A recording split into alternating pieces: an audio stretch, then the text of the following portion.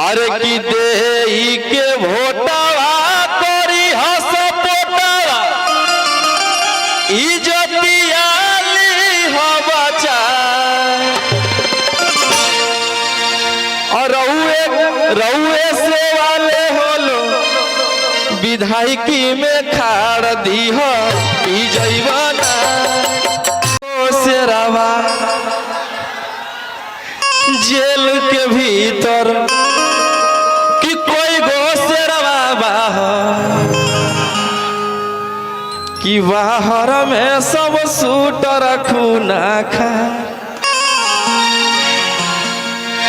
ऐसा ही प्यार दीजिएगा आप लोग। मनीष कहाँ गया?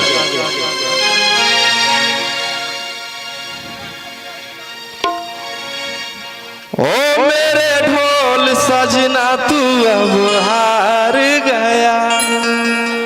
कौन कौन गाना सुने हैं?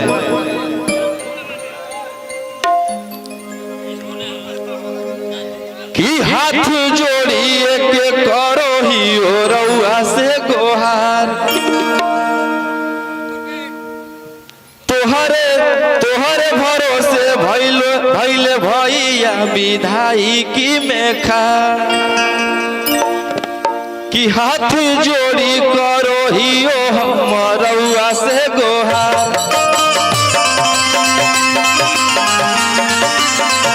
तोहरे भरोसे खाड़ भैले विधायकी में खा।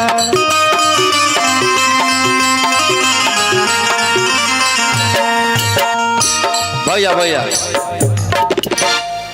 अरे की करी के भोटावा करी हस पोटावा इज्जतियाली हो बचा अरे की देही के भोटावा करी हस पोटावा इज्जतियाली हो बचा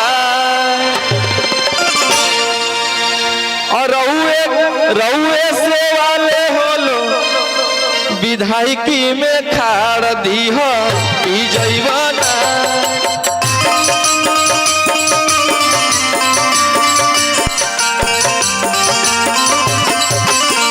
रउए से वाले भइले विधायकी में खाड़ दी हो पी जैवाना।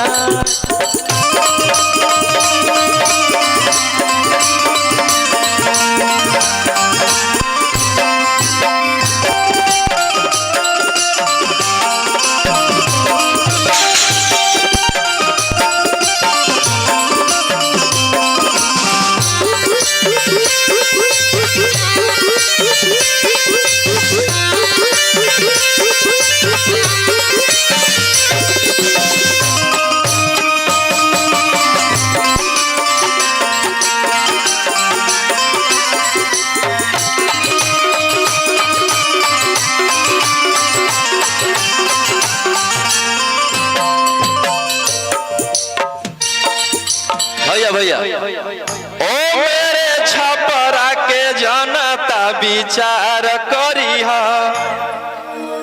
कि अपने बबुआ खेसारी लाल से प्यार करी ओ मेरे छपरा के जनता विचार करी अपने बबुआ खेसारी लाल से प्यार करी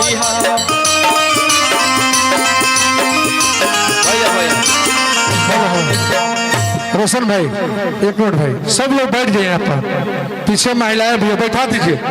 नहीं तो कितने लोगों को हटाए यार, सब लोग तो फेसबुक चलाने के चक्कर में लगे हैं। ये लोग को बैठा दीजिए, क्या दिक्कत है? सब लोग बैठा दिया जाए।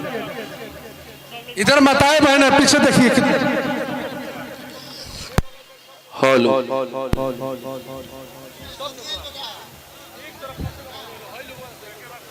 हाँ इधर से खाली करवा दे।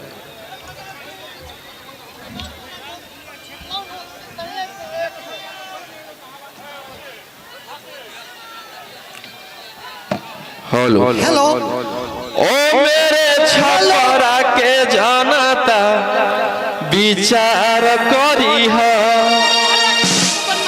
अपने बबुआ खेसारी भैया से प्यार करी है। 6 नवंबर के क्रमांक संख्या 2 नंबर बा, आप लोग लालटेन छाप 6 नवंबर के। चाची आप लोग वोट दीजिए ना, अरे हल्ला करके बताइए क्या करा खेसारी लाल के, आप लोग के घर के बेटा। अरे की करी हस पोटावा दे के भोटावा इज्जतियाली हो बचा,